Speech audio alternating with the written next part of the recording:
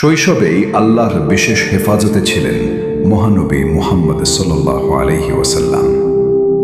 মরুপ্রান্তরে ধুলো উঠছে। মক্কা থেকে একটি বিশাল বাণিজ্য কাফেলা শামের পথে এগিয়ে চলছে।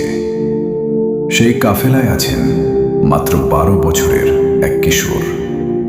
তিনি আর কেউ নন, ভবিষ্যতের শেষ নবী মুহাম্মদ সাল্লাল্লাহু আলাইহি ওয়াসাল্লাম। তার সঙ্গে রয়েছেন প্রিয় চাচা আবু তালিব। দীর্ঘ পথ অতিক্রম করে কাফেলাটি পৌঁছালে শামের বুসরা নগরীতে। সেখানে বাস করতেন এক খ্রিস্টান সন্ন্যাসী বাহিরা।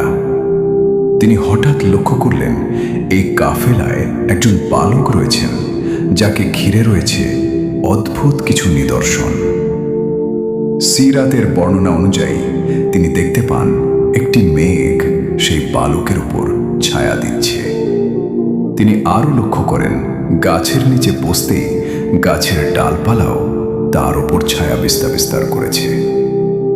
বাহিরার মনে পড়ে যায় পূর্ববর্তী আসমানি কিতাবে পড়া শেষ নবীর লক্ষণগুলো।